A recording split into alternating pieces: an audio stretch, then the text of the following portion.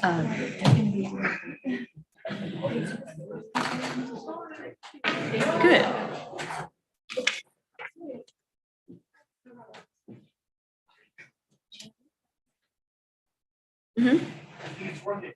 It says click to join audio though. Can they hear us?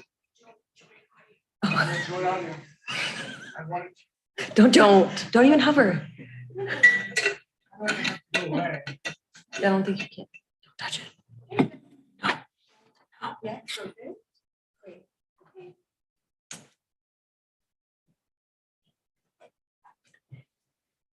Okay, are we live on there actually? Okay, thank you. Welcome everybody to our City Council meeting, January 12th, 2023. This is our regular meeting, so we'll have a roll call, please.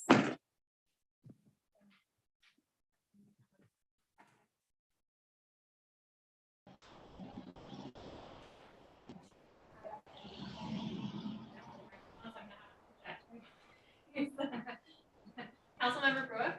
Here. Councilmember Clark? Here. Councilmember Peterson? Here. Vice Mayor Brown? Here. And Mayor Kaiser? Here. All right, let's all join in the Pledge of Allegiance, please.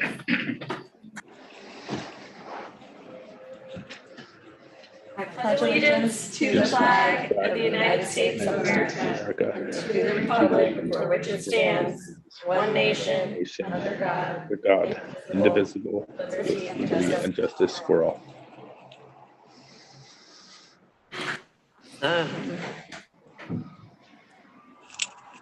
So that'll take us to additions and deletions for the agenda. Do we have any today? Staff has one change this evening to the agenda. Item 9C has been pulled from the agenda. Staff has notified individuals who reached out to the city with public comment, as well as updated the website and our agenda mailing list. Great, thank you. That'll take us to item 3 for presentations.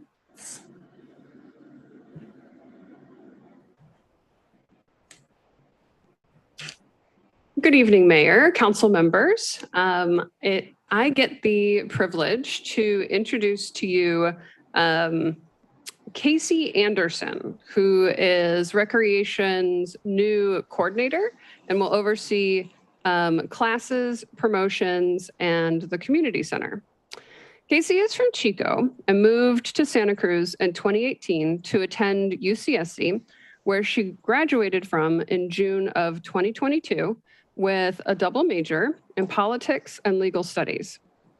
At 15 years old, Casey earned an American Red Cross lifeguard certification and began working at a local swimming pool in Chico during high school. After moving to Santa Cruz, Casey was employed by County Parks at the Simpkins Family Swim Center as head lifeguard, where she worked until joining the city. During her time with the county, Casey realized how much she enjoyed providing individuals with recreational opportunities and is excited to be part of the Capitola Recreation team. Council, additionally, I would like to comment that the recent storms has given Casey the opportunity to shine. During Casey's time with the county, she worked as a CZU shelter worker and has been a huge asset to the city as we opened the shelter as we changed the community center into a shelter. As we have been quickly responding to the dynamic work created by the storm, she has proven resourceful and dedicated to service. Recreation is happy to have her as part of our team, and we look forward to what Casey will contribute to the city. And so I present to you, Casey Anderson. Good evening, Mayor and Council members. First off, I want to say thank you to Nikki for introducing me and also just being a great support system as I have started my role the past couple of months. Also, I just wanted to say I'm really excited to see where this role takes me. The past couple of weeks has really shown me how much of a team the city of Capitola is, and I'm really excited to continue on in the future. Thank you. Wonderful. Thank you, Casey. Welcome. Welcome. Welcome, Casey. Thank you. Yeah, and what a time for you to start. But we appreciate your efforts, and no time like the present. We'll need you. Yes, thank you. All right, and then do we have a report on closed session? Good evening, Mayor and council members and Capitola community. A closed session was had on the item on the agenda and direction was given to staff. On the items on the agenda, there were 3 closed sessions and direction was given to staff. Thank you. Awesome, thanks. And also, staff, do we have any additional materials? Staff received public comments on items 9B, 9C, and 9D. Those public comments were posted on the website and are available for members of the public to view online. All the public comments received for item 9C were responded to let them know that the item has been received and that will return in February. Great. So we will move to oral communications. This is by members of the public. So these, any of these communications are to address the city council on any consent items on tonight's agenda or any topic that is not on our general government section.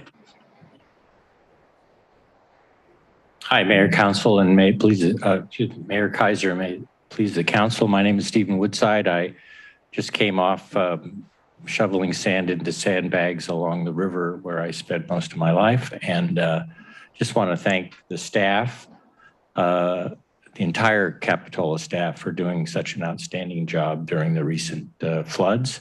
We're not over it yet, but I just wanted to come and express my gratitude to all of you. Thanks. Well, thank you. Is there anybody else in the public? Or out there on the interwebs? Nobody has their hand raised. Great. All right, we can go to staff and city council comments. Any comments? Staff? You have, yeah, Thank you, Mayor. thank you. First, I just want to do a little bit of a brief explanation about why I'm holding a portable mic right now. It isn't actually a game show. With the recent weather that we had multiple power surges through City Hall, and unfortunately, it cooked a couple of these guys. So for the time being, we're having to make do with a portable mic, and then I'll be sharing with the city clerk later on this evening.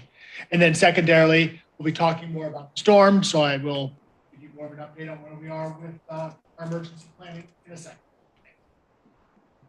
I have a quick comment. Yeah, absolutely. I just want to, again, thank staff for all their hard work over the last week or so since the storms, and all of the community members who have wanted to volunteer and provide donations and have reached out to find out how they can be a part of the recovery here in our town.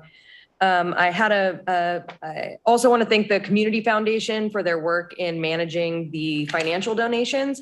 I met last night with the steering committee that's looking at how these financial donations will be distributed to our community members and our businesses. And as of last night, there was an initial commitment of $100,000 to come into our city, the first round of which will be for grants for food service businesses specifically. And I think that those were some of the hardest hit in our village. There will be some steering committee members in the village, hopefully tomorrow, but definitely very soon for business owners to get information about how they can apply for this funding. And if anyone has any questions or doesn't see a business representative or isn't reached out to, please don't hesitate to reach out to me, and I would be happy to connect you with the right person.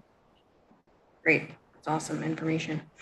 And yeah, just going off that, we had a pretty interesting visit on, what day was that? Wednesday, or Tuesday of the governor. And that was really, really cool to have the support, not only from our local people, but from the higher ups. And again, just want to echo what Kristen said too. Just, it's been really amazing to work with such amazing staff members that we have in the city and our community members as well. So for all of you people that have stepped up, thank you so much. So we can go to consent items. The consent items are enacted by one motion in the form listed below. So no separate discussion. If any council member wants to pull a consent item or make a motion. I so move consent items 8A, B, and C. I'll second. Great. We have a motion and a second. May we please have a roll call? Councilmember Brooks, Aye. Councilmember Clark, Aye. Councilmember Peterson, Aye. Vice Mayor Brown, Aye. and Mayor Kaiser. Aye. That passes unanimously. We'll move on to 9, which is general government. We have 9A, which is our staff update on the winter storm event. Our recommended action here today is to receive the update and, from staff regarding the winter storm. Great. All right, thank you, Mayor. Give me a second while I pull this up. Great. Sorry.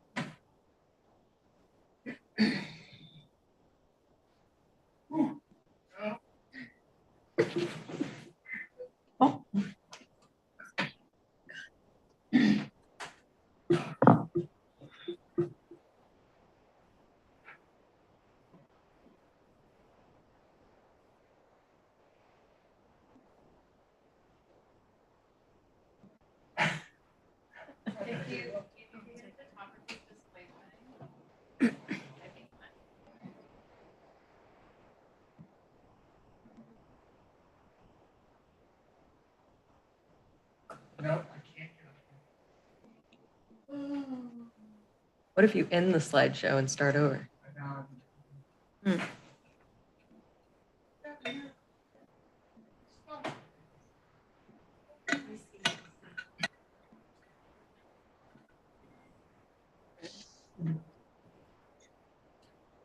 We can still see it this way though, too. I mean, we could. Yeah. I'm supposed to run through all of these though, the problem is.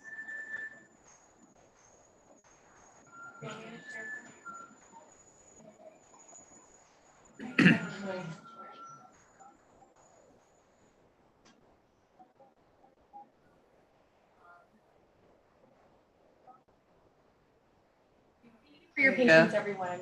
I'm sorry about this. I'm trying to share screen.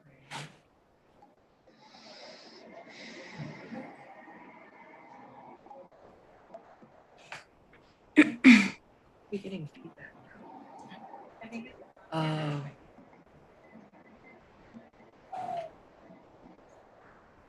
We're in business, people. Wow. After all these years, you think you know how to share a screen, but new challenges. Okay, Alexander, how does that look on Zoom for you? It doesn't look great. I can see the, it just doesn't look full screen, but it did earlier, like, right? Because I'm seeing the slide and some buttons, and then the next slide in the corner. But at a couple points, it looked full screen to me after I thought you clicked display settings initially. I think the issue we're having is that I can't simultaneously put it up on the big screen correctly and show it to you correctly. So, okay. I think that was what was biting us there. So we're just going to go with this. And oh yeah, well that looks good. All right, folks. Apologize for the minor delay.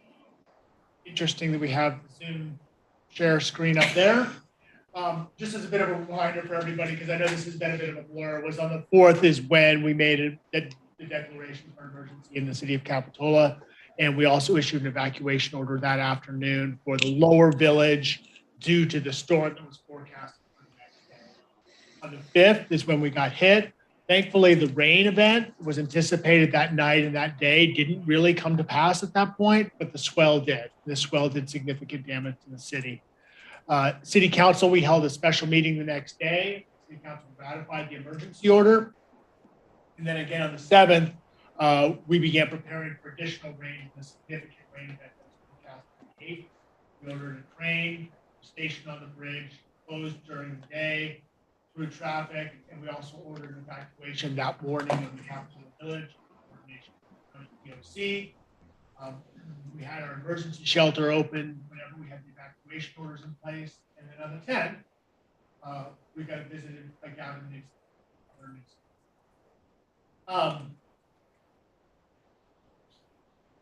This is the evacuation zone. I think everybody is aware it was focused on the sort of lower Riverview section as well as the village.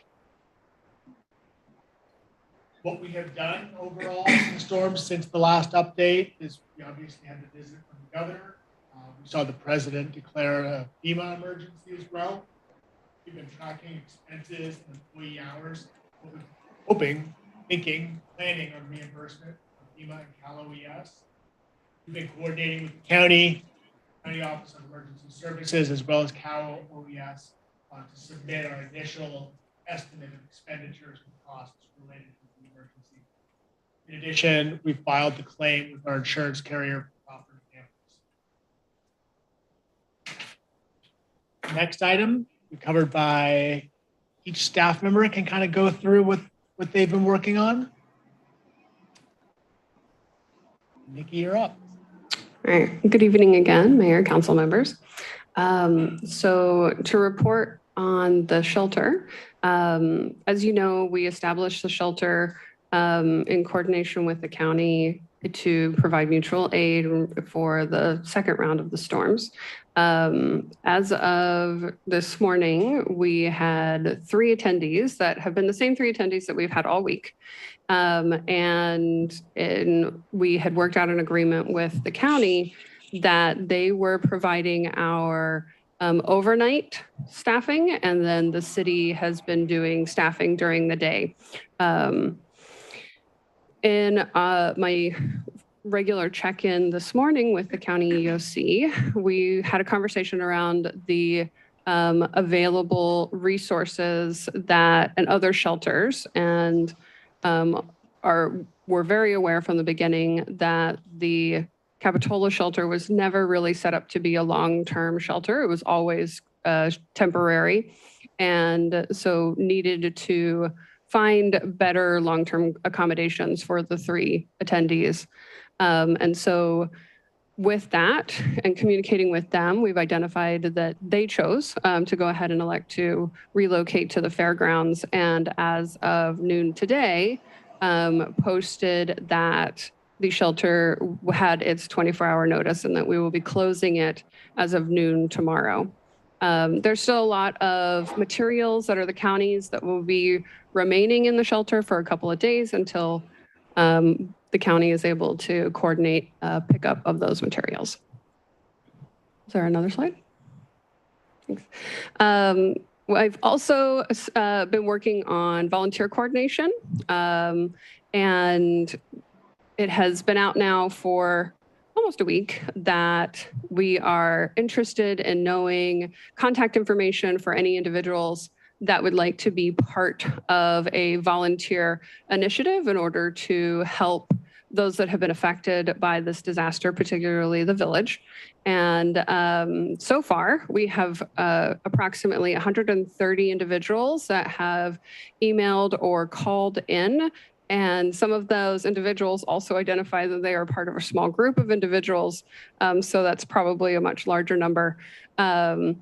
Staff is at the moment considering maybe the weekend of January 20th. However, there is a conflict with the tides. So trying to identify a date still proves a little challenging because we want to make sure that whatever we do does its purpose and provides support and healing for the individuals in a safe environment that is more of community building. So we are, staff is looking towards some community partners that might be able to help in the coordination of this, and council can expect more information on that.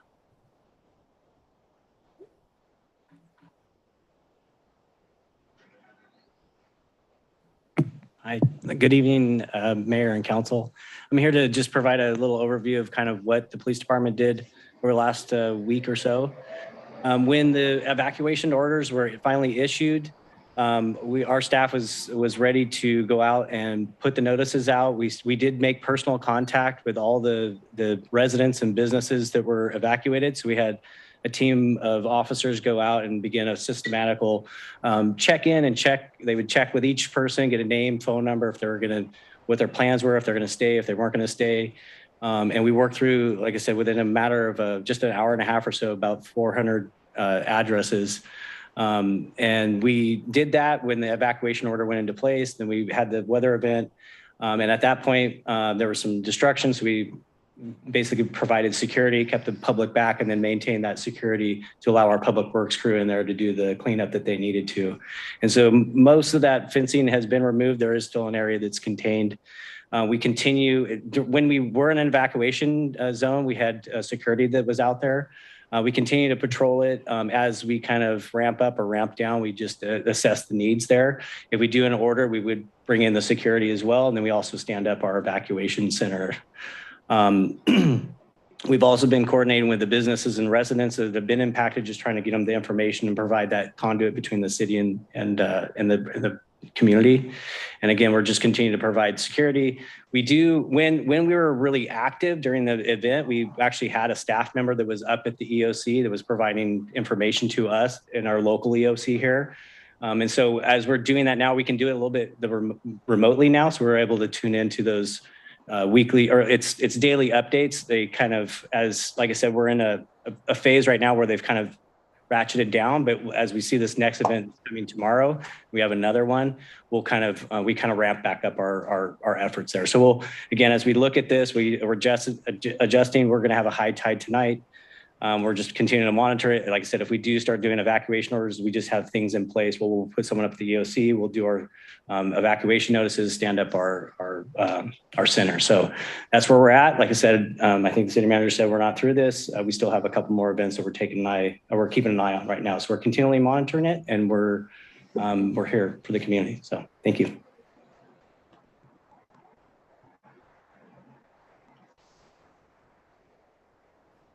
Good evening, Mayor and Council members. To reiterate what the city manager and Chief Jolly just said, we are not over this. We are expecting a high tide early this morning and high surf for the weekend. And so we are very much still on high alert over in Public Works.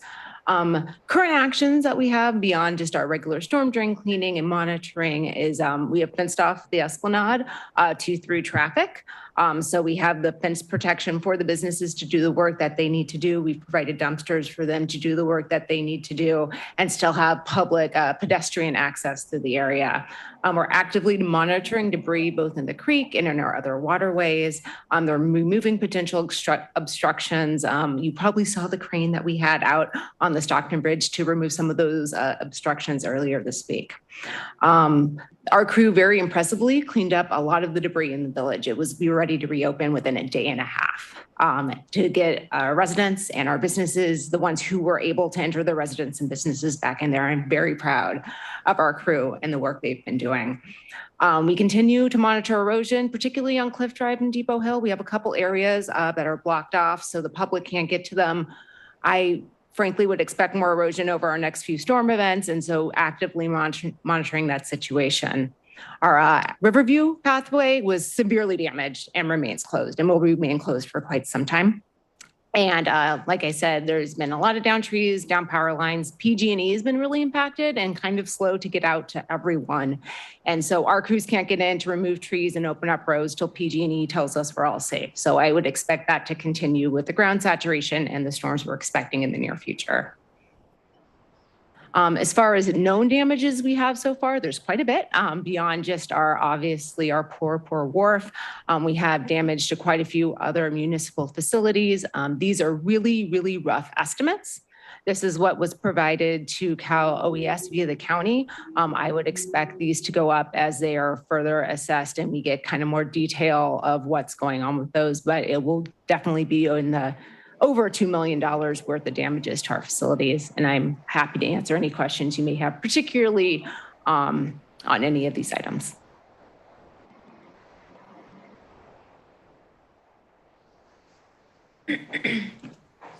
Good evening, Mayor and Council. I'm going to report out on the building department.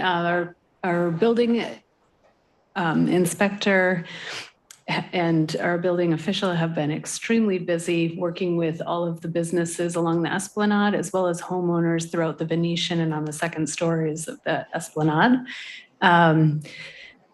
We've been making a lot of progress. I want to thank PG&E actually for all of their, today when I went through the village, I felt like every fifth parking space had a PG&E truck in it. So they've been working diligently out there, and the coordination efforts between our building official and PG&E, especially TJ Welch, has been amazing. So over the past 2 days, we've really been focused on getting electrical back on the grid. And then today that transferred into gas. So doing testing to ensure the gas lines, pressure testing to ensure gas lines are safe before they are allowed to have gas back into each structure. So we've continued to work after the direction you gave us last Friday of no cost inspections and no cost building reviews. We've put that into place. We're also doing emergency work. So for any testing or the inspections that are happening on site right now, we're not requiring that they come to the front desk and get their permit ahead of time. When they're ready for an inspection, we'll take in their permit at that time. So we're allowing emergency work without getting permits ahead of time as long as there's communication. And Robin Woodman, our building official, and Eric Martin have been amazing and on the ground working with all of the business owners and residents. Also, yesterday, I attended a countywide business assistance meeting. That was actually an aftermath of COVID. We were going to report back on following up on COVID. And then we said, well, it's time for us all. Everyone was back on that call and talking about next steps. Also in our BIA meeting, just hearing that the businesses want the messaging out there, that a significant portion of the village is open. So we talked about that at our countywide business meeting. And as soon as we get past these next two storms, everyone's going to make sure to update their messaging to get that out there for the county. Next slide, please. So in terms of numbers, right now for residential structures, we have 15 yellow tags. We actually had to add 3 new ones to Cliff Drive yesterday because of erosion issues with a few homes there, and 1 active red tag at the Venetian. All of those mean that they're not allowed to occupy the residence, but yellow tags, you can go in and do a certain amount of work, whatever's specified on your yellow placard.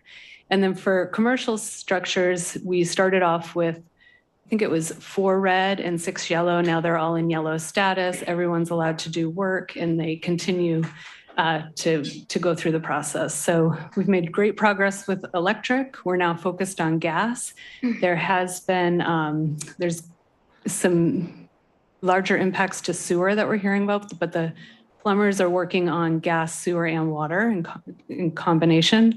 So we are going to do emergency permits for sewer, allow them to do the work, and then we'll inspect the work once it's installed. So that's progressing in movement. So that's my update.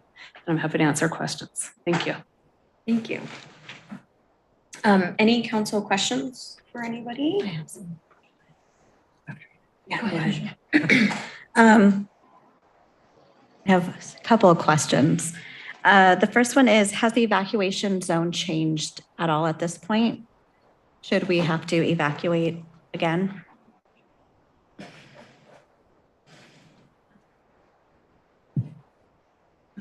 So currently we're still in a warning with, so we work with the county. They have the program that's called Zone Haven, and the city's broken up into 4 basically zones. They're very broad.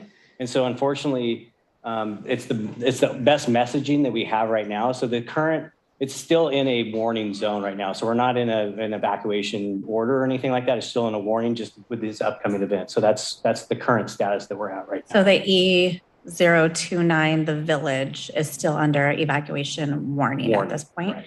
And are we sharing any of our resources at this point with any other cities or across the county to Pajaro or anything like that? I know that like I said, we're embedded in the EOC, so we haven't been asked for any resources. The only resources that we were asked for was to stand up our shelter as a regional resource. And so that's the current Great. That's it. Thank you. Are we going to see the crane come back after this coming storm? Is there any At talk? this point, I think we need to evaluate how effective we think it was. And then in addition, I think we just want to keep an eye on the forecast. I mean, it'll come down to a day where we see 5 inches of rain in the forecast and the hills are saturated. I think you'll see the rain come back.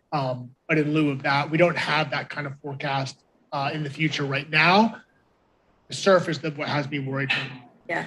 And just for the public's information, when we move into an evacuation order, is that coming from the city or is that coming from the EOC? Evacuation orders in the city are governed by our operation here. Great. Those are all of my questions. Thank you. Thank you. Vice Mayor, yeah. Yeah, so there was a mention about the expectation that there's going to be additional erosion as we go into the next storm system. And every time I walk past Britannia, I look at the trees behind the Swenson parking lot that are like on the side of a cliff. And I'm really concerned that one of those is kind of come down. Have we coordinated with Swenson at all to see if they're still allowing people to park there? Do we have any control over the safety? Would we have any liability, even though that's not technically our property? I'm just, every time I walk by there, I think, how have those trees not come down yet? That is private property, but we do have a responsibility being the city to inspect and identify damage, potentially dangerous conditions. So we can take a look at it and see if we can have somebody evaluate the safety of those trees and see whether or not they're stable. Okay, thank you. I had a question for Nikki. I don't know if she's still here. You probably don't have to come all the way up. People have told me they tried to leave messages about volunteering and were unable to do so. I just wondered if we addressed that. Yes, Councilman, thank you for asking. We did have a situation where, because we had been previously on the winter break and city offices were closed, there was an away message that was set, and it had been set to not have voicemails be left. And as soon as we made that switch, people were able to leave voicemails, and the emails were always coming through though. So we had a lot of people that had tried to leave a message at the community center, were not able to leave that message, and then went ahead and emailed me directly saying I couldn't leave a message. So hopefully we have gotten most of those individuals that were not able, and they're on our list. If there is anybody else out there or anyone that you know of, I encourage you to go ahead or have them send me an email. We would love to add them to our list. I have a question. Sure. Have we been able to do any preliminary inspections on the wharf at this point?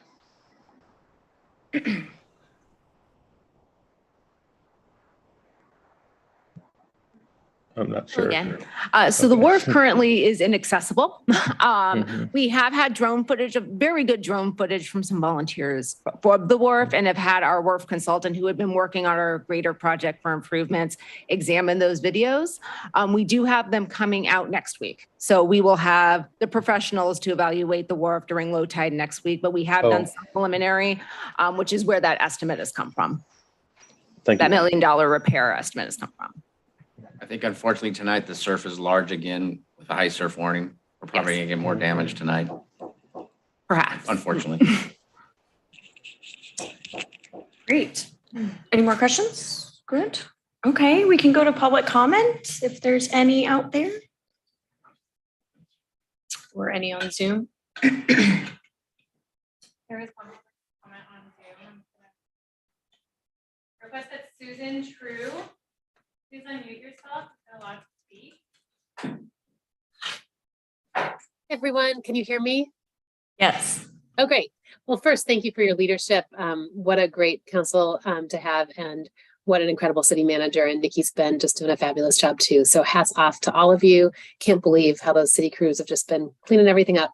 I'm Susan True. I'm the CEO at the Community Foundation, and it's been my pleasure to work with your team to start a small business grants program. Initially, it will be focused just on the closed food services businesses. That was a decision made by a group of Capitola residents and business owners last night to narrow it. We We'll make $100,000 available next week in our first round. We are actively raising money at the Community Foundation, so we hope that more funds will become available soon, and then we'll release another round of grants right away. We're also working with our family resource centers. The closest one to Capitola is the Community Bridges Live Oak Family Resource Center on 17th and Capitola Road. Residents of Capitola who have lost their housing or lost wages, even if they're not residents of Capitola, if Capitola employees have lost wages due to the storms, they can go to Live Oak Family Resource Center or call Live Oak Family Resource Center. They'll go through a very brief assessment and get referred for one-time direct cash assistance. That assistance will be prioritized for people who have first lost housing and wages, then lost wages, then lost housing, and then lost wages. So we'll really focus there. We know a lot of residents in the county have needs for assistance because of the incredible damage their houses have happened. Until we are able to raise more money, though, this is what we're going to do first. And also, United Policyholders is available to help residents with FEMA applications when those become available, and with insurance claims to make sure that they're able to get all those residents are due from their insurance. So we're trying to get resources up and running as quickly as possible. We think the family resource centers are the easiest way for Capitola residents to go, and the small grant process for businesses will be really simple. We should have decisions made by the end of next week and get funds to business owners right away. So happy to answer any questions, but just really grateful for all the connections that the city staff and council have made to make sure that the Community Foundation's work is really rooted in what your community wants. Yes, thank you so much. Excuse me. Could you iterate where the Family Resource Center is? Yeah, the Live Oak Family Resource Center is closest to Capitola and SoCal. It's located right off 17th and Capitola Road, kind of in that intersection where Farrell's Donuts and Live Oak Live Oak School is. Great. And so people can call there. They can also call 211 if they have more needs. 211 will probably route them to the Family Resource Center. So that's why I was suggesting just going right to Live Oak Family Resource Center. Great. And then I know Kristen had mentioned earlier about figuring out how to apply for your funding. Is that on your website or? It's not yet. We're going to meet with the Business Improvement District tomorrow morning. I'll have Gail's pastries in hand. Thank you, Gail. And we'll talk with the business owners directly about it, and then have some help from Jerry Jensen and others to help do some door-to-door outreach about that.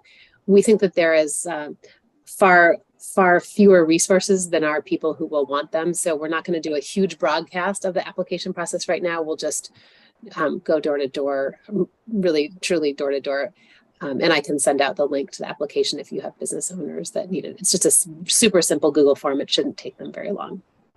Great. Well, thank you so much, Susan. Your work has really helped us out a lot. And I think some other council members might have questions or comments.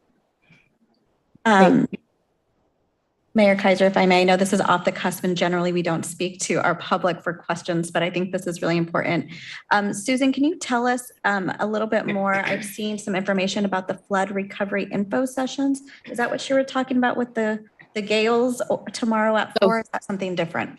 I'm sorry. I just meant that was in response to the question about how businesses will know how to apply for the small business grants. That's tomorrow morning with the Business Improvement District.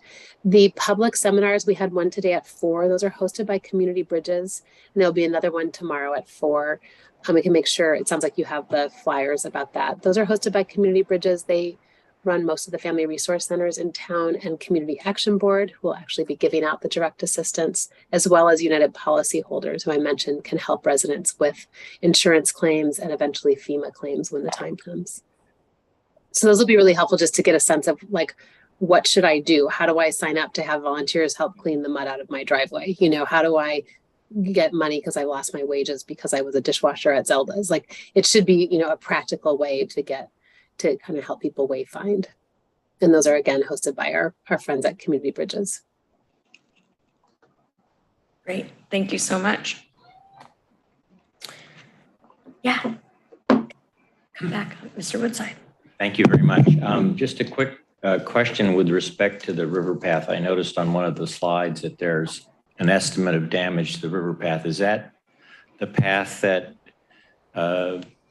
begins right at the eastern foot, crossing then on private property, but it's publicly accessible, and then extending all the way up to public property, I think at the very end?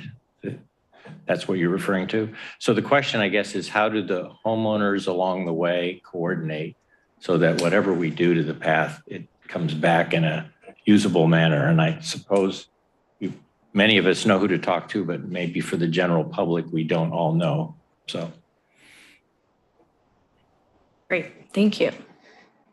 Our Public Works Director can push us in the right direction. So any resident on that Riverview pathway can definitely contact me directly to coordinate any repairs or fixes, because yes, definitely our intention is to have that whole pathway back open to the public, both the private property side and the public property side. So anyone can directly contact me, and in the coming days, we'll be directly contacting the residents, but in the short term, we haven't quite had time to get to that just yet. Great. Thank you. Any other public comments? Okay, great. I can take it to council comments. Yeah, I do. I just wanted to first thank Captain Ryan for getting the information out on our social media regarding the evacuations, and the entire team for really getting the info out to the entire public. I'd really like to see that again happen over the weekend, and to continue to notify the rest of council on what's going on. And generally we see that on our own personal social media, but it'd be nice to get that information direct from staff. I also really want to say thank you. A day and a half of cleanup that is unreal, and it is hands down a remarkable expression of community and hard work from our city and our staff. And I really, really, really am so grateful for all of that work that all of you have done and continue to do. I know that you're working 24 hours around the clock and answering personal emails and phone calls from not just us, from the community, and it doesn't go unnoticed. And so I just really want to express my gratitude to all of you here, our department heads, as well as the staff who are still out there cleaning up, preparing for the storms ahead, and to our public also for nonstop emailing, I'm sure all of us, about how they can help. We live in a very special community, and I'm just so honored to be part of it. So thank you to everyone. Great. Yeah, I'd like to make a comment. I want to say thanks to the city manager, all the staffers, the police department. I got phone calls from people actually all over the world, just talking about Capitola and how remarkable we all came together. And just being the newcomer, it's really great to see. I'm glad to be part of it. Thank you. Thank you. I'll just echo the thanks again to city staff and all the volunteers and our community members. And again, specifically to the city manager, I think I probably called or texted 4 times a day since the storm. And I imagine everyone else up here probably the same. So thank you for being responsive to us as we attempt to be responsive to the community, in addition to all of your responsiveness to the community. And really that goes for all of you. And thank you so much. Great. Alexander, do you have any comments? Nothing that hasn't just been said by all of the rest of you. It's just been in awe of how great the community was able to come together and really look out for each other. And the response of the city was just amazing to see. So I think it's a wonderful thing to see in these troubling times. How powerful our community really is. Yes, definitely. And I will obviously be behind all of those comments as well. I think that we need to stay strong too, so make sure everybody is being nourished. I know a lot of local restaurants and things have fed a lot of our workers, and that any more support in that way is going to be huge, especially as we move forward with some impending weather. So hopefully we can stay strong and don't lose faith. And thank you, everybody. literally takes a village. I don't know if we need a roll call for this. Okay, no vote on that. So just again, thanks everybody. I don't know what's happening to my voice. Sorry. We can move on to item 9B, which is the regional bike share contract. The recommended action is to authorize the city manager to execute a 5-year professional services agreement with B-Cycle for the regional bike share program. All right. Give us a second. We're going to try a different technique on the Zoom share.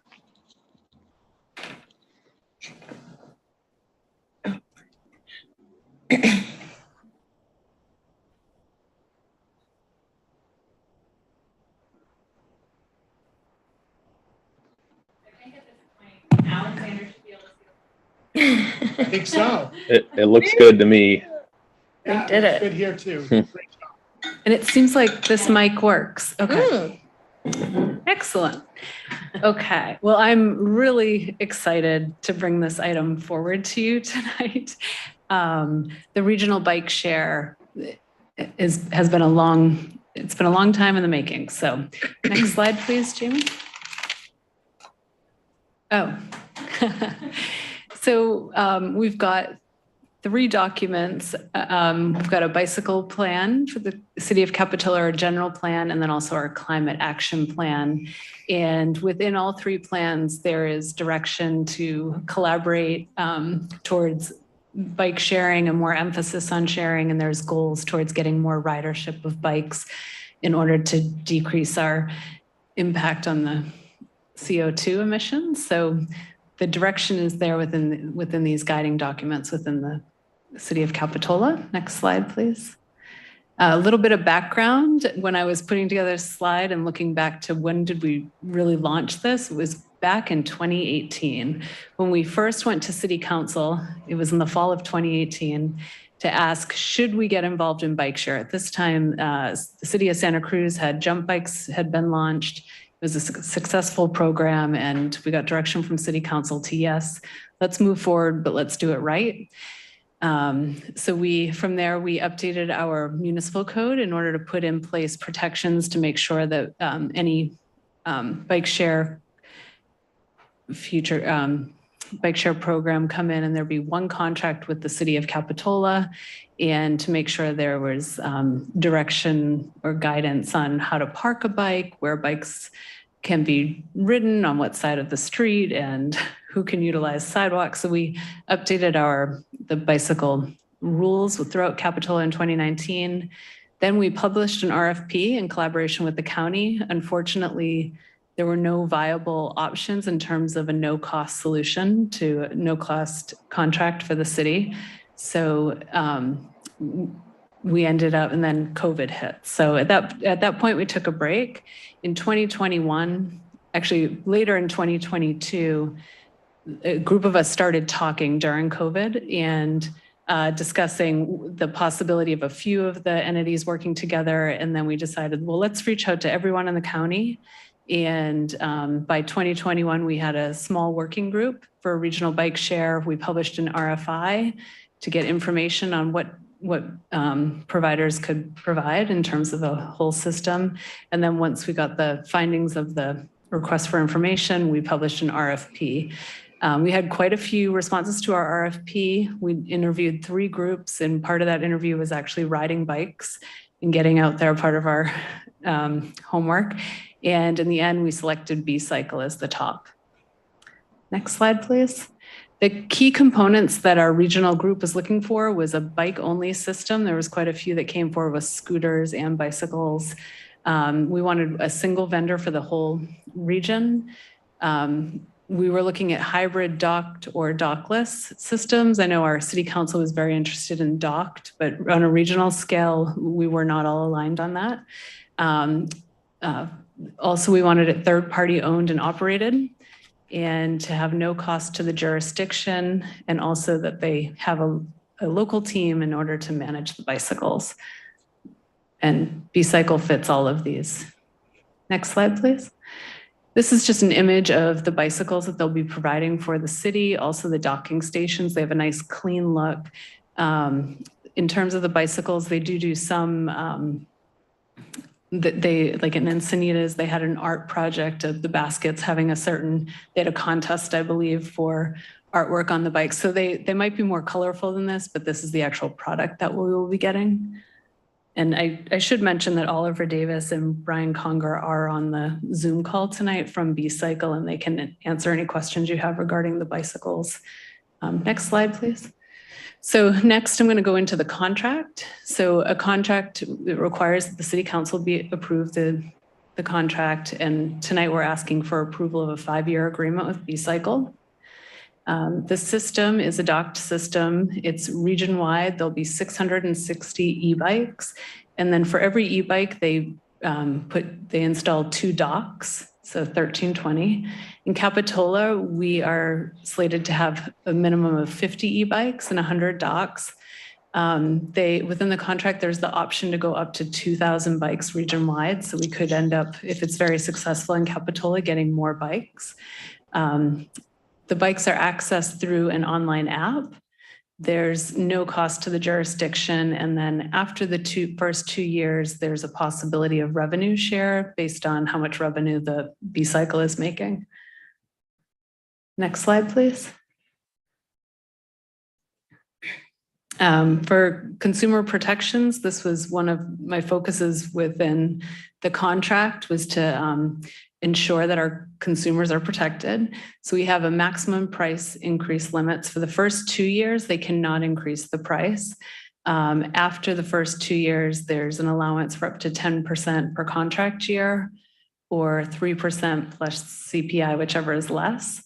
Also, there are maintenance and repair standards within the contract, customer service, response times, standards for making sure bikes are available to customers, requirements for safety and education for consumers, and then also performance standards for the individual bicycles.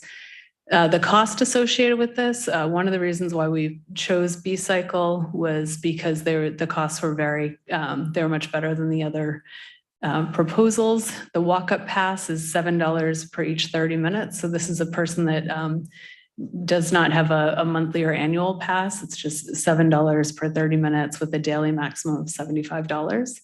Monthly, you can get a pass for $30 for unlimited 30-minute trips. And then if you go over the 30 minutes, it's an extra $3 per 30 minutes. And then an annual pass for $150 with that same extra $3 for any time over the 30 minutes. And then there's bulk member pricing programs for low income and students. I know UCSC has been working with B-Cycle, and they're working on getting better pricing for their students, but they're also putting money towards the program the university is in order to decrease that pricing for students. Next slide, please. The timing here, B-Cycle, when we first interviewed them and throughout the process, has said, we like to make sure our system is installed right, and we make sure that all of our docks are in the correct locations. So it does take time as they study where the bikes are being taken from and deposited. So the first rollout is for UCSC and the city of Santa Cruz within 6 months. And then the rest of the region for Capitola, Watsonville, Cabrillo College, and the county of Santa Cruz will be within 18 months. So we're looking towards 2024, about early or throughout the summer. Next slide, please. Next slide. And then, back one, sorry. So in terms of next steps, I'll be coming back to you. We've been doing some work with B-Cycle and internally looking at locations for docking stations. So they're going to be within our right of way, and we're just looking for areas that will work with them. So Oliver, who's on the call, I know he plans on coming out in the near future to help us with location. So this is just our first look at locations, but we'll be fine tuning this and getting it back to the city council for approval. And then any larger, if they have any signs or anything like that, that would go to planning commission. Next slide. So tonight I'm asking for you to authorize the city manager to execute a 5-year professional service agreement with B-Cycle for the regional bike share program. With that, I'm available for questions. And as I said, Oliver Davis is on the Zoom call with us and Brian Conger, both with B-Cycle. Thank you. Any council questions? Yes. Katie, what happened to the countywide effort to have all the same? Is this the same This thing? is. Okay, Yeah. so in the report where it shows all the different information, that's this company and everyone, all the other cities got it. Yeah. So who has, in the contract, does it authorize, or does it say who's authorized to say we can remove a dock? Is that under our purview? Like if we have issues with the location after a year or so and we start getting complaints about it, or is that up to the vendor? So we would be issuing revocable encroachment permits. So it would be through our normal revocable encroachment permit process in which the permit itself is revocable. So if there were issues, we could work with B-Cycle to modify where the location is. And can you tell me a little bit about the process to complain, to give feedback? If there were, is that coming to the city or is that going straight to the vendor? How would we approach that? The complaints would go straight to the vendor. So I'm sure as city staff, we will be getting phone calls as well. But there'll be phone numbers on the bicycles and on the docking stations informing the public of how they can contact B-Cycle to put in a complaint. And then they'll report out to us and let us know of issues. And also the public is welcome to, of course, reach out to our city staff and let us know if there's any issues. Can you tell me a little bit about the dump being, a bike is dumped in a spot and staff gets a call so that our public works generally is more easily to get a hold of them versus sometimes a vendor. Can you tell me about I'm sure you talked about it. So sure. Well, one reason why we selected B-Cycle is because the bicycle has to be docked at the end of the ride and it has to be parked in one of their docking stations. So if someone were to rent a bicycle and leave it somewhere, they would be paying a really large fee to B-Cycle. So, and they'll also get notifications on their phone. I can let Oliver probably speak to this, but I think the rider would get notifications that you have to return the bike to a dock. So the beauty of this system is that they do have to be docked. If they were to leave a bicycle somewhere, Oliver, could you explain what would happen there? Yeah, so first of all, our intention would never be to try to charge someone the full price of the bike without actually going through the steps of reaching out to them and trying to get the bike back. That's really would be our only focus is, can we get our bike back? If so, we're not in the business of trying to charge anybody for the full price of the bike. With that said, there's going to be times where people leave bikes in places that affect, like you mentioned there, Public Works. We will have a fully staffed team that is able to field those calls, take care of it themselves. And we'll have ways, and we're working with several jurisdictions on kind of what the outline of the plan is right now for people to reach our team directly, and so that we can go take care of that.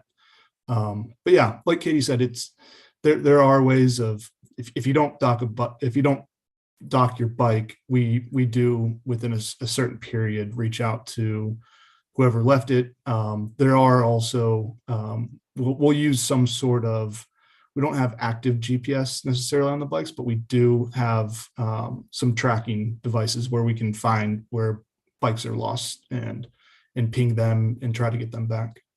Oliver, you just mentioned having staff available. Do you have staff a bit here in Santa Cruz County available at this time? Good question. We actually we're just finalizing our agreements. That kind of gives us the go ahead to hire staff. We're hoping to extend an offer, our first offer, to the general manager that previously was working for the jump system. So we're looking at doing that really quickly, but we will have a fully staffed team there. So yes, to answer your question.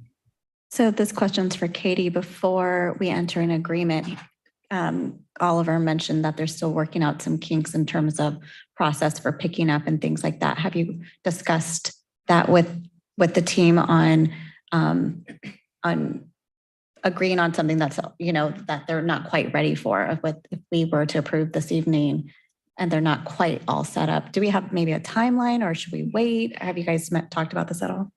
So I think we're in a really good position where we'll be in phase 2 of the rollout. So phase 1 is UCSC and the city of Santa Cruz. So as much as we'd like to have bikes as soon as possible, I think they'll be working out a lot of the logistics of the system while doing the installations with UCSC. They're hoping to have their system in by summer, and the city of Santa Cruz. So by the time we will be entering, we'll get our installations in 2024, when they'll definitely have staff local, they'll have their local staff in place. That is part of the contract, that they have local staff in place in a local warehouse. So I feel confident by the time we're into phase 2, all the kinks will be worked out. Mayor, this is my last question. Thank you. So why would we enter then into a 5-year contract now rather than waiting to see? Why such a long contract? Well, basically we're a smaller city, and we want to be involved in this contract, and by joining it now, we definitely have a seat at the table.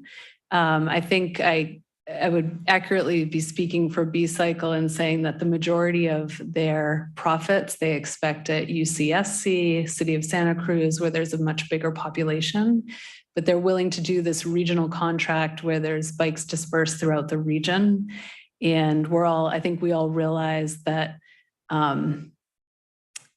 that we want to be involved, and this is the time to be signing the contracts so that we're all in this together. So with our partners who have. Mayor Kaiser, I'm so sorry. As a follow-up then, this is for Samantha. Is there a clause in the contract for a way out should things go sideways in a year or by 2024 if we learn something that doesn't go well with UC Santa Cruz, or if we were to approve this evening?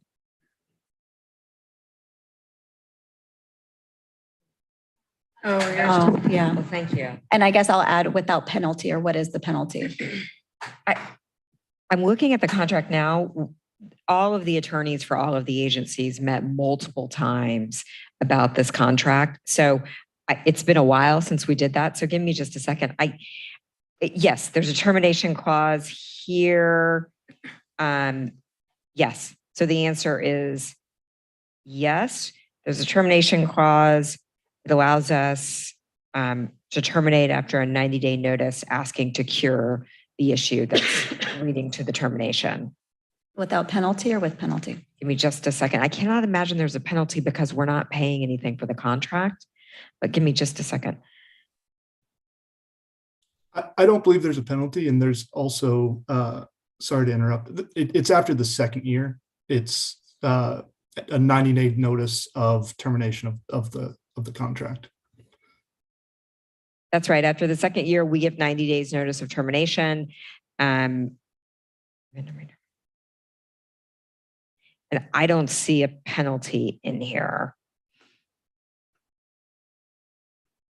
No, we can terminate for convenience, which means basically any reason. Great, thank you. I have just a couple of questions. Sure. First is cost. It seems like for students or younger people that don't have bicycles or whatever, the cost seems a little bit high. For tourists, I'm sure they'll be used by the tourists here, but the cost is an issue, and also where are we going to put the docking stations? If there's a nuisance and businesses don't like the location of them, how easy is it for us to move the docking stations? And how long will we be able to work on finding those locations for the docking stations? So first, for cost, within the contract, there's a requirement that they work towards creating a program for low income, so at a lower cost. Also special pricing for students. So that we did agree on. And in the past, I think they've worked with libraries to create special cards for undocumented folks or people without phones to be able to access the bicycles. So I think they've had some good partnerships with libraries to make that special cost, put them in place so everyone has access. In terms of the docking, the locations, that will be coming to the city council. So I will be bringing you a map of where and working very closely with our public works director and staff to identify locations, and also working with Oliver. He knows what B-Cycle needs in terms of locating a successful station. So there'll be a lot of work done up front to make sure we're not placing them where they don't belong. And there was initial review back when we were considering going into contract with Jump back in 2019 on this. So we've done some preliminary work on it, but now once we have a contract, we'll really be getting into the finer details.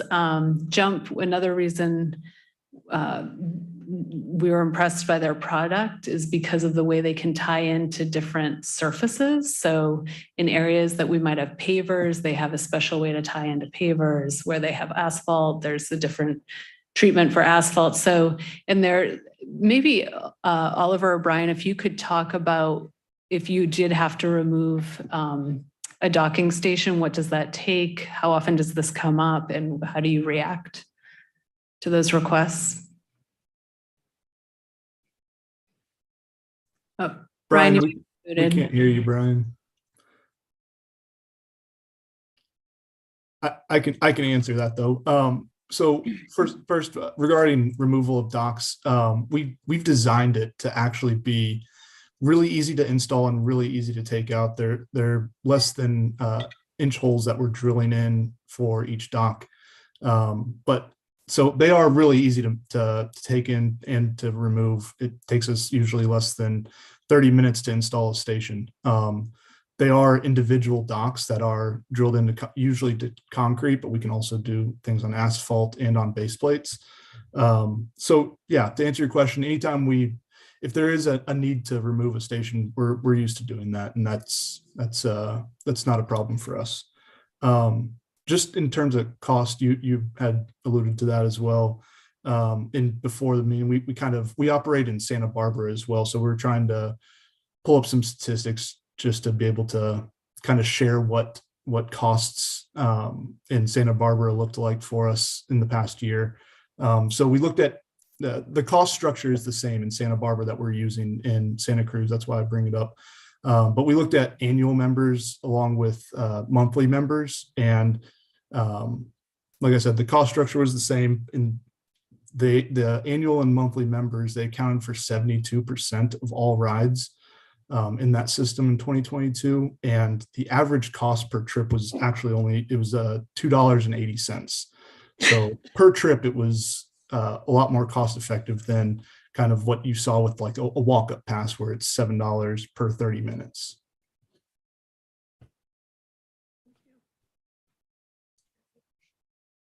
Okay, then we can go to public comment. If there's any members of the public. Sorry, I had some questions. Oh, sorry. You're all the way over there. Okay. Yeah.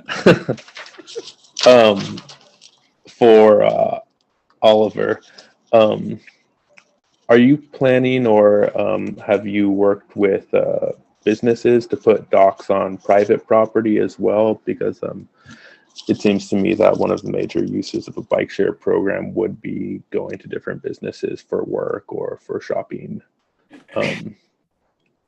And specifically, I noticed a lack of bikes around the Capitola Mall and 41st Avenue corridor, which I think would be a really useful option for this type of service. Yeah, that's a great question. We definitely do, and that's our goal and our plan. It's each individual station, or each time we have to work with a private individual on stations, we have to do contracting all individually, right? So if we were to work with 10 different private entities for 10 different stations in Capitola, for example, those are 10 different contracts. Whereas if we work just with the city right away up front, we can get a whole lot of stations or a whole lot of options for stations. So that's what we're doing right now with Katie, is trying to figure out where stations could go and then fill in the gaps with private companies. And that's our intention. Got it. Let's see. Oh, yeah, I have a handful of questions here for you. And I'd like to just say I'm really excited about this program, and long time coming for a bike share program in this area. I think it's a great service. I also did have concerns about the $7 per 30-minute. I hope that we can find a way to mitigate those prices for low income, especially those who may not have the ability to pay the $30 or $150 for subscription to access those cheaper prices. And I was curious, do you have any ideas about how much the low income pricing might be, or what that might look like? So I believe in our contract, it says that we have to work that out. Mm-hmm. I don't have it. We don't have that prepared today. So you haven't made a agreement like that in another city at this time? Is my audio working now or no? Yeah, there you go, Brian. Perfect. Sorry about that. Sorry for that. In Santa Barbara, which is at least for like the pricing structure that we outlined for Santa Cruz, we kept the same structure. We do have a low income pass in the Santa Barbara market. That's a $25 pass for unlimited 60-minute trips. We'd be open. I mean, that's just an example of one that's in market kind of similar in terms of just how we've based the program. So I think that could be something that we would be, it's just a starting point, something that we do currently in a very similar market. I believe Katie referenced our partnership with libraries in other markets. So in our Madison, Wisconsin program, which is where Oliver and I are, that's kind of our home system. And also in our Nashville system, we've partnered with the library branches, which basically it involves, we have a RFID card, which anybody can go in and check out with their library card. And that RFID card is what allows them to access the system. So they don't need to have a credit card. They don't actually even need to sign up. It's just a system that we have put in place in partnership with the libraries to provide basically very low barrier access. We also love that partnership because it is oftentimes a communication liaison. People go to library for information, and it's a trusted source of information. So for us, that's a great community partner to work with, so that people who will oftentimes have questions can go in and get information and have access to a computer to learn more about the program. But then also directly get a free pass, at least in the partnerships that we've set up in similar markets we operate. Okay, and have you worked with any businesses to offer a bulk pricing for employees, or any discounts for that's something going to and from work? Yeah, we do have programs similar to that. A lot of that comes down to we're with the general manager that we'll be hiring. That would be within their purview to really be the point person for interested businesses. And like I mentioned, Santa Barbara is a similar program. We have business pass options there, and those are really oftentimes more brokered on a business by business basis through contacts with our local lead manager of the program. Great. I just have one last question for you, and then another question for staff. I'm assuming, I haven't seen another other bike share program, you won't be offering helmets. Is that right to assume? We do not have an automated way to provide a helmet, at least with people walking up to rent. We do strongly encourage the use of helmets. Right. Our parent company, so we're owned directly by Trek Bicycle. So Trek is the manufacturer of the bikes, and they obviously, if people are familiar with that company, we have bike shops, retailers in the area. So in other markets, oftentimes what we also do to encourage helmet use is partnering with local retailers, directing people where they can purchase helmets, and in some cases giving helmets away as promo kind of items and events. So that's just something that we really believe in, and from a safety perspective, encouraging. Yeah. I think that would be really important to have some public outreach on behalf of B-Cycle and the city to encourage people to wear helmets when riding bicycles.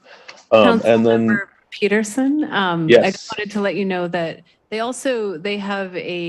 working with Ecology Action. So they're partnering with them in terms of safety and getting for safe practices in bicycle riding. So Good. that was put together as part of their RFP and part of the proposal. So that's exciting for us to, they've got local feet on the ground with safety measures.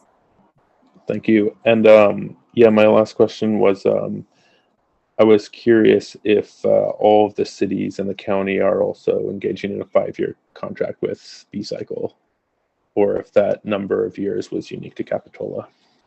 That is the standard PSA agreement. So there's been kind of a joint negotiation effort, which has been across the jurisdiction. So right now, all of the jurisdictions are working off of the same model public professional services agreement, which is the one that you, I believe, have access to.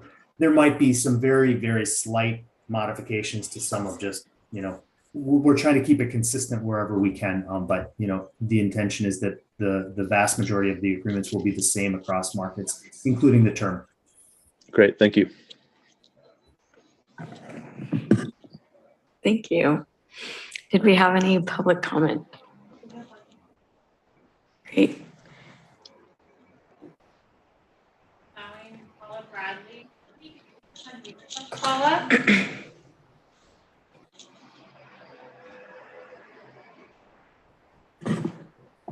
Okay. Can you hear me now? Yes, thank you. Okay, thank you. I'm also very excited that we might have the bike share program, although it sounds like a long wait for us, 2024. I have 3 questions, and I'm just going to tell you all 3 questions, and then you can answer them. One of them is, do you have some statistics about the length of trips? Are trips typically 30 minutes, or are they 45 minutes, something like that? Another question, is there an age requirement to be able to use the bikes? And my last question is, what happens if I'm on my bike and I get a flat tire? Thank you. Thank you. Katie, I can jump in and try and answer some of those questions if that would help. Yes, please. Just a moment on the trip duration. I'm going to try and see if I can pull that fairly. I'll answer it in a general term. The majority of trips are still going to be short trips. So specifically, the included ride time with the membership passes is unlimited 30-minute trips. So a lot of those trips for members specifically are very point A to point B type trip under 30 minutes. And I'm happy to follow up with more specific trip length metrics. And I think probably keeping in similar, we would look at our Santa Barbara system, which is a comparable market in some ways. But most member trips under 30 minutes, if we're looking at the walk-up casual pass, those are going to be closer towards the 60-minute mark in terms of overall duration. Those might be a little bit more of the recreational ride, so more common that they might go over that 30-minute threshold. But happy to follow up with a more detailed summary if that would be helpful. Your second question, I believe, was about the age restriction. And I apologize. I want to say that our standard is, it somewhat varies based on the system that we're supporting, but 18 years is our typical requirement for somebody to rent a bike because there's a user agreement that they would have to sign off for. So that's at least for the age requirement for somebody to go through our user agreement. If somebody's under that age, they could have their guardian sign off on that on their behalf, which could allow them to be younger. But at least our standard is that 18 would be the age that you need to sign off on the user agreement. If you do have, the third question was if you would get a flat tire while you're riding.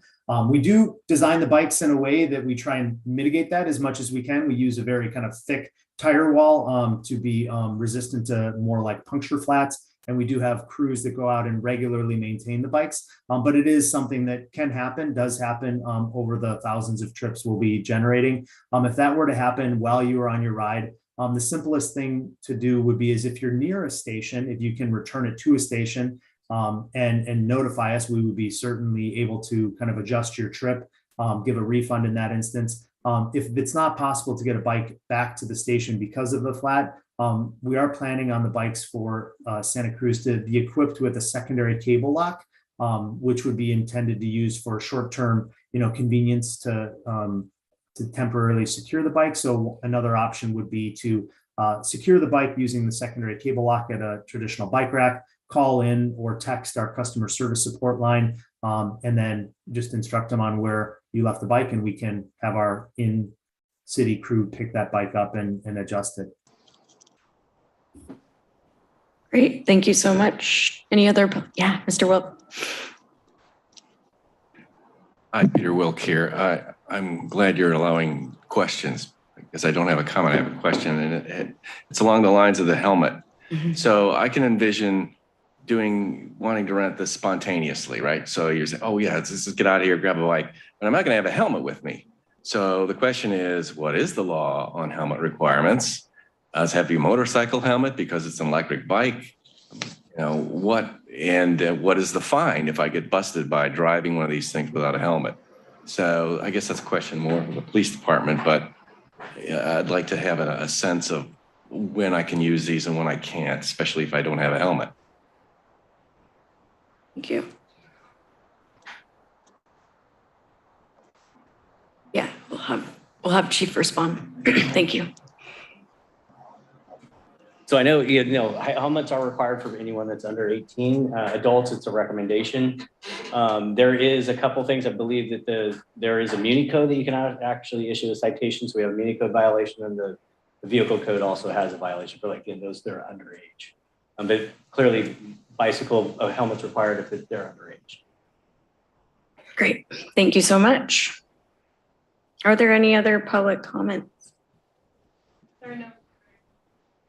Thank you. We can go to council comments or a motion. I have another comment. Yes. Probably less of a question, but I just want to say it would be very nice if the app had a single button you could click to report a mechanical issue with the bike rather than having to call or text an organization, which in my experience is always very tedious.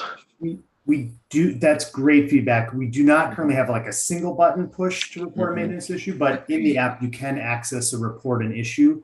There might be a couple clicks involved, but it's in the support thing. So you don't necessarily need to get a live agent to take care of it. You can report it, pass it on, and then that channel gets monitored by our local technician team.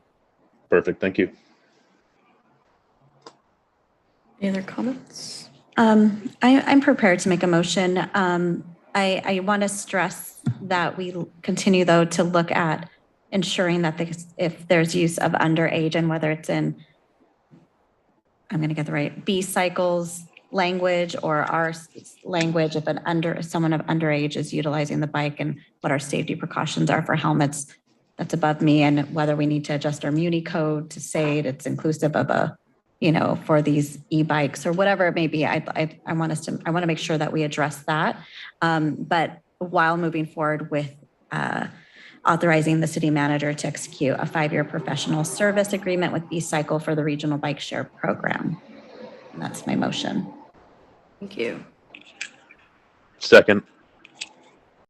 Seconded by Councilmember Peterson. Can we have a roll call, please? Councilmember Brooks? Aye. Councilmember Clark? Aye. Councilmember Peterson? Aye. Vice Mayor Brown? Aye. And Mayor Kaiser? Aye. It passes unanimously. And we had item 9C removed from the agenda this evening, so we'll be moving on to 9D, which is the city council appointments to city advisory bodies. The recommended action is to appoint city council representatives to remaining county and regional boards and support, oh my God, I can't read, and appoint members of the public to the City of Capitola advisory bodies. Do we have that? Oh yeah, I don't know what happened. Thanks for hanging on. Good evening, Mayor and council members. Just want to verify that Councilor Peterson, can you see the screen okay? Yes, I can. Thank you. Great. Well, we are back here again after a brief hiatus from the last meeting to review and make appointments to the City Council representatives on county and multi-jurisdictional boards and commissions, as well as make appointments of members of the public to the city's advisory bodies. We previously reviewed the Capitola representation on these groups on December 8th, and the City Council elected to make appointments to some of the county and multi-jurisdictional boards and commissions, as well as the Planning Commission. Tonight, we'll review the remainder of these appointments, and as we move through the presentation, we will pause to allow time for council deliberation and action. So the City of Capitola is represented on various multi-jurisdictional advisory bodies by members of the City Council. These boards and committees are established by other codes or bylaws. As I mentioned on December 8th, the City Council reviewed and made appointments to 4 of these groups. Tonight for your consideration is approval of representation on at least 5 of these groups. We've also included representation on the Criminal Justice Council. The Criminal Justice Council has a representative that will not expire until 2023. However, the council may elect to change the representation based on review of tonight's meeting. So at this time, I would ask that the council review and make appointments to the first 5 groups. The next meeting dates are listed on the screen, as well as current representatives. Okay, so thank you. Advisory Council of the Area Aging Agency. I think one note I would like to make for this group in particular, I did inquire with the clerk of the board for that group. The representative for the Advisory Council of the Area Agency on Aging does not need to be a council member. It is their recommendation that it continues to be a council member. However, a member of the public can be appointed to represent Capitola on this body. Did we have anyone who was interested? Jacques said he might remain. I spoke with former council member Bertrand, and he has indicated that if the council would so choose, he would serve. I'm okay with that. Yeah, me too. Right, great. Thank you, Mr. Bertrand. Sanitation, that's a double open seat. Correct. This one will require a primary appointment and an alternate appointment. If anyone that wants to take a stab at it. Okay, don't jump up. Okay, how do we go about this if nobody wants to? Well, one suggestion could be you could figure out which ones people want to be on, and then you could draw straws for the others. Okay. Okay, so do we want to table that one until we figure out what other people's interests are? Sure. Okay. All right, the library financing, we've got Vice Mayor Brown, and then we need an alternate. Any interest in an alternate? I would like to be the alternate if Vice Mayor Brown. Yeah, that sounds good. Thank you, Councilmember Clark. The Integrated Waste Management Task Force Group previously had a staff member as the primary representative. That staff member has retired from the City of Capitola. Public Works Director Jessica Kahn has been working with the group in the interim, so we recommend that she continue to work with them as the primary. However, a council member is appointed as the alternate member. Okay. And I'm happy to be the alternate for that. And Director, you're okay staying on. Okay, thank you. Appreciate it. Are we going to fill it in as we go or not? With the screen sharing, it's going to be problem. challenging for me to switch No from in problem. and I out, just but don't wanna I will miss review the motion at the end. And I'm taking notes. And then the Library Advisory Commission has that's expiring. So the Library Advisory Commission is a citizens commission, represent each one of the jurisdictions appoints somebody. Michael Termini is our current appointment. He's indicated he's interested in serving again. Okay, great. And then criminal justice. I've really enjoyed my time on the Criminal Justice Council, but I feel like Councilmember Clark having the expertise and experience in it would better serve. And then Mayor Kaiser, if you don't mind, I would be happy to take over as an alternate. I think that's a great idea.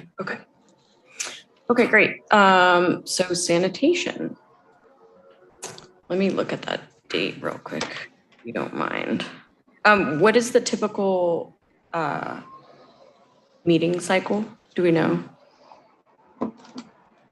I don't know how many a year. You can see the meetings are usually during the late afternoon. We're looking at And it is comprised of the rest of the Board of Supervisors, I believe, and the Capitola City Council. What do they do? Sewer and water. Sewer. Well, I'm already on the flood control district. I guess I could join this one too. Okay. Sign me up. I'll be your alternate. Thank you. You're welcome. So to recap, for the Advisory Council of the Area Agency on Aging, former Councilmember Bertrand will continue to serve as the appointee for Capitola. For the Sanitation District, as primary member, we have Vice Mayor Brown. As alternate, we have Mayor Kaiser. For the Library Financing Authority, as our primary member, we'll have Vice Mayor Brown, with Councilmember Clark serving as alternate. For the Integrated Waste Management Task Force, we will have Public Works Director Jessica Kahn and Alexander Peterson as the alternate, or Councilmember Peterson as the alternate, excuse me. For the Library Advisory Commission, we will continue to have Michael Termini serve as the appointee for Capitola. And for the Criminal Justice Council, we will have Councilmember Clark and Vice Mayor Brown. At this time, staff would recommend a motion to approve these appointments. Great. I'd like to make a motion to pass these. I'll second. Great. We have a motion second. Were you going to say something? No, Oh, I'm okay. absolutely not Sorry. going to say anything. We don't need public comment on this, do we? Yeah. Oh, we do. Oh, need we public do, comment on yeah. this. So before we go further, why don't we reach out to the public for their comments? There are no speakers on Zoom.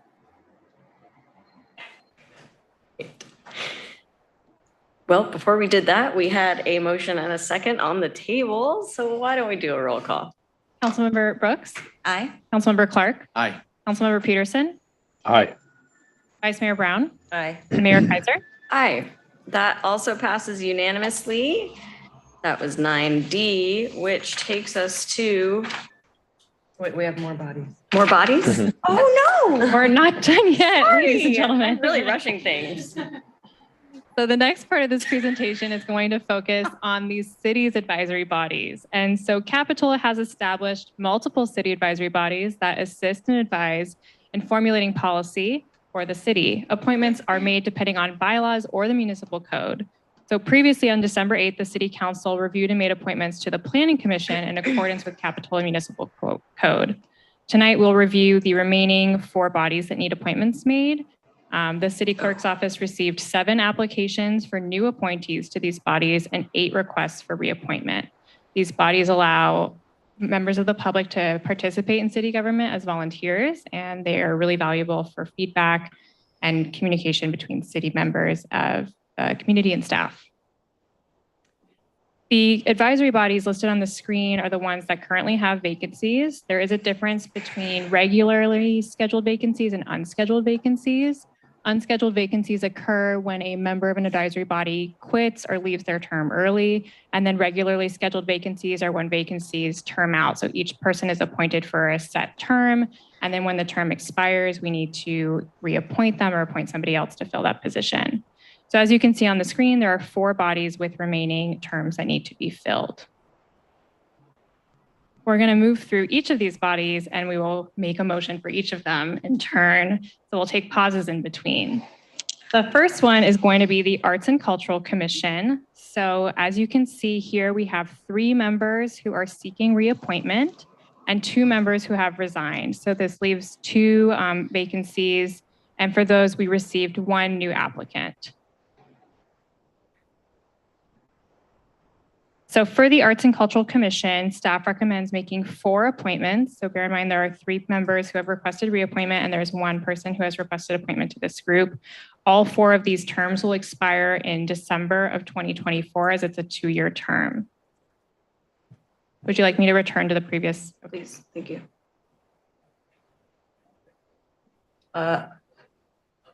Do we need public comment on each of these bodies? City attorney, city manager, do we need to take public comment on each of these appointments to each? So like before I make a motion to appoint this person, this person, this person, do we need to go out to public comment? It's going to be the microphone by the presentation computer right there. A wild night. So what I would recommend is similar to what you did with the last portion of the presentation, deciding every time you take action, a vote, you need to take public comment. So you can. We could just get consensus on who to reappoint, go to the next body, get consensus, and then when we get to the very end, make a motion to approve all the things we just agreed on and then take public comment for the motion. That's one way to do it. That's probably the most efficient approach. Alternatively, you could vote on each body, which would take public comment 4 times. So it's the mayor can decide, but that's likely the most efficient route. Yeah, let's go with that route. Great. In that case, we're going to go ahead and move on to the next group, which is the Commission on the Can I get Environment. feedback on the first one? So Yeah, we I think can we're, make I our- think we're gonna say, let's appoint these people. If we all agree, we'll move on, but we won't actually vote until the end. Can we do it that way? Madam Mayor? That's what I understand. Okay, we can do. okay. Yeah. Let's do it. Okay, so I'd like to suggest moving forward with the 3 seeking reappointment, as well as Mr. Wilk for this particular Arts and Cultural Commission. That's just my comment before we go out to public comment. It's just my comment. That's okay with me. Okay, great. Everyone, cool. In that case, we will go ahead and move on to the Commission on the Environment. And we'll make the motion and the vote at the very end of all 4 groups. So for the Commission on the Environment, this is a body that has 4 people seeking reappointment. It's a 2-year term. There's also 1 new applicant. So there are 5 total applicants for 4 spots. Staff recommends making 4 appointments for terms expiring in December of 2024. You have a selection of 5 people who are volunteering to serve on this committee. my comment would be to appoint the Meredith Keith, Jason Shepperson, Michelle Bertzoff, and Anthony Lassonier for this particular commission. That's my comment on the Commission on the Environment. Do you know the new applicant? I was. Anthony would be my appointee if I had it. Oh, I see. Okay. Yeah. Okay. So wait, in that case, isn't it just Alexander and Joe that get to choose the new appointments? Since Brooks, Brown, and it looks like these are based on specific people.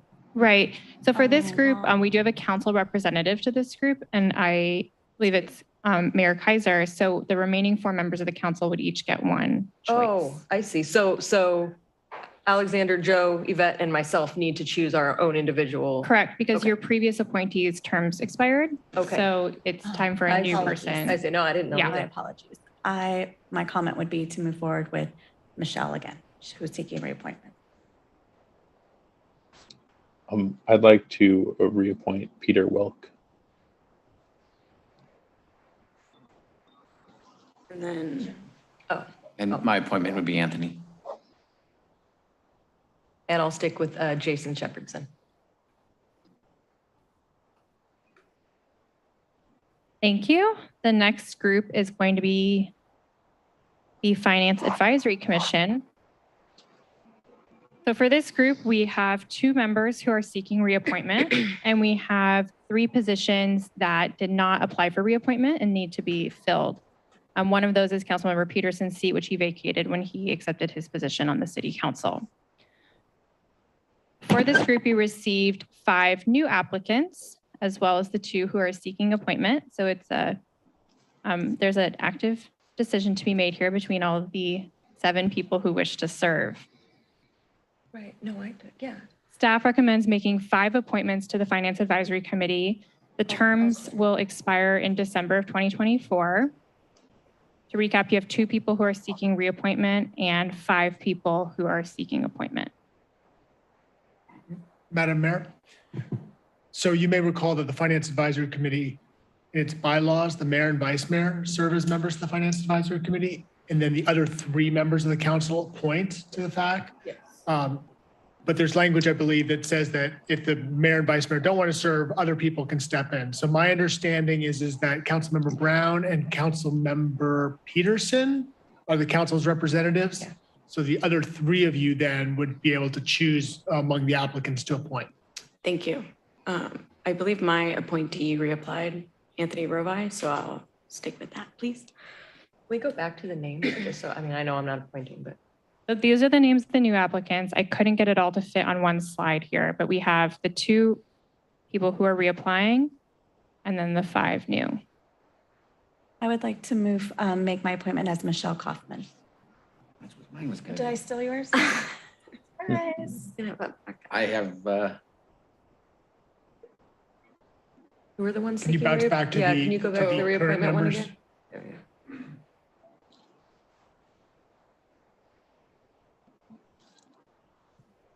if Laura Alioto is seeking a reappointment, She is. yes, I'd like to have her as my appointee.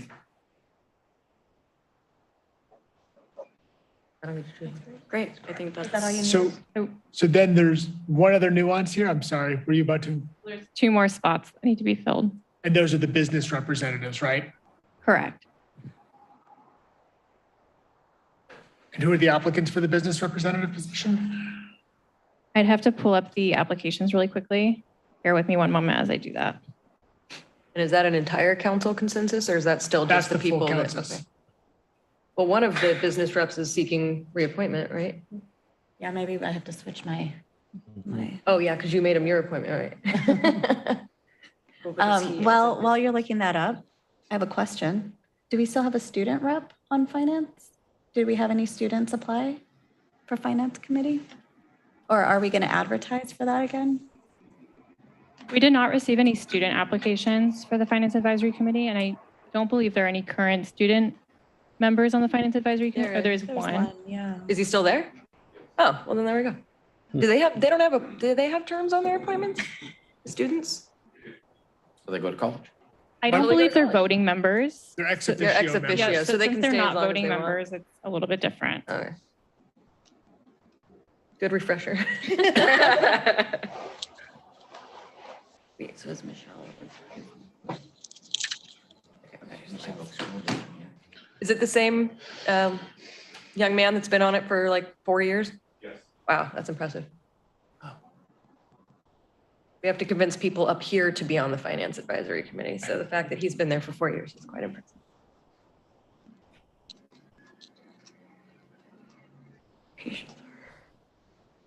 Oh, no offense, Jim. It wasn't. So one option would be, you may remember that we expanded the number of business representatives recently, this last year, I think it was, in the Finance Advisory Committee. Right. And I do know that Michelle I think Michelle, She's no? not business. No. Okay, if we bounce back to the last slide, we could see who the current business representative was, who is seeking reappointment. So both of our business representatives are not seeking reappointment because one of them was appointed to council.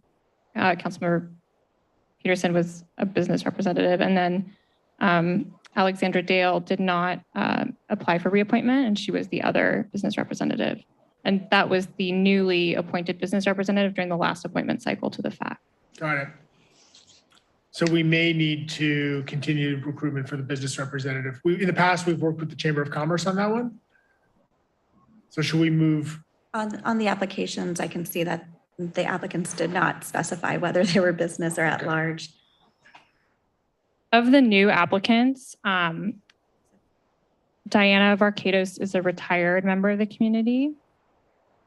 Enrique Dolmo is a member of the community, but he did not indicate if he was a business representative. Michelle Kaufman applied as an at-large member. She didn't indicate at-large. Dana Masso-Hoost did not indicate whether or not she was a business representative or an at-large member. And Peter Wilk is also at-large, indicated such on his application. So it sounds like what we need to do is continue to advertise for business representative, and we can reach out to the Chamber of Commerce, because I think historically the Chamber of Commerce would nominate an individual for us to appoint. I'm reading Diana's.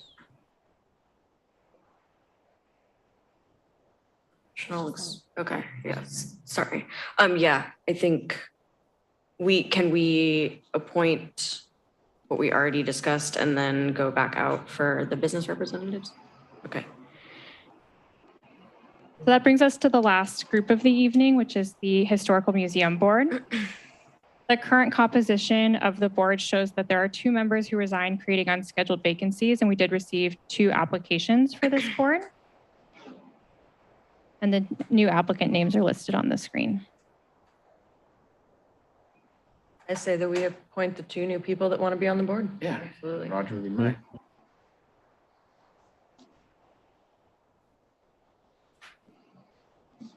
So to recap the appointments made so far through council's recommendation, beginning with the Arts and Cultural Commission, we have the reappointment of James Wallace, Kelly Mazumder, and Roy Johnson, and the appointment of Peter Wilk. With the Commission on the Environment, we have the reappointment of Michelle Baratov-Law, Peter Wilk, Anthony Lassinier, and Jason Shepherdson. And then for the Finance Advisory Committee, we have the appointment of Anthony Rovi, Michelle Kaufman, and Laura Eliotto. And for the Historical Museum Board, we have the appointment of Enrique Dolmo and Roger Wyatt. At this time, staff recommends making a motion and taking public comment on these actions. Yes, thank you so much. Do we have public comment?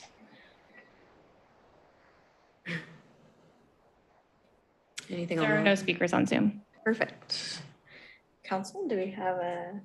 I'll move approval of the recommended appointments to the city advisory bodies. I'll second it. Great. We have a motion and a second. Maybe do roll call, please. Councilmember Brooks. Aye. Councilmember Clark. Aye. Councilmember Peterson. Aye. Vice Mayor Brown. Aye. And Mayor Kaiser. Aye. That passes unanimously. Do we have anything else? Lovely. Okay, well, thank you everybody for hanging in there this evening. We can go to item 10, which takes us to adjournment. So this meeting is adjourned. Be safe out there. Oh, yeah. Done. Official.